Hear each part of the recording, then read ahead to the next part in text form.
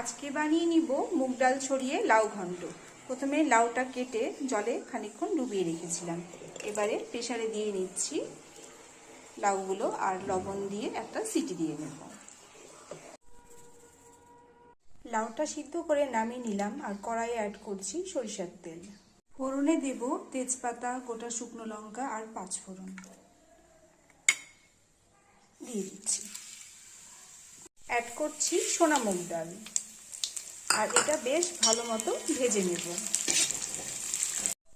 ডালটা অলমোস্ট ভাজা হয়ে এসছে। অ্যাড করে দিব টমেটো কুচি আর সামান্য বের করা আদা। অ্যাড করে দিব এবারে চিনি, রোস্টেড লঙ্কা জিরে গুঁড়ো আর হলুদ। মিশিয়ে নেব ভালোভাবে। মশলাটা আমার কষানো হয়ে এসছে আর টমেটোটাও বেশ নরম হয়ে এসছে। অ্যাড করে দিচ্ছি সেদ্ধ করা লাউ। মুগ ডালটা ভালো মতো সেদ্ধ না হওয়া অবধি রান্নাটা হবে। সোনা মুগ ডাল তো তাই খুব বেশি টাইম লাগে না সিদ্ধ হয়ে আসতে।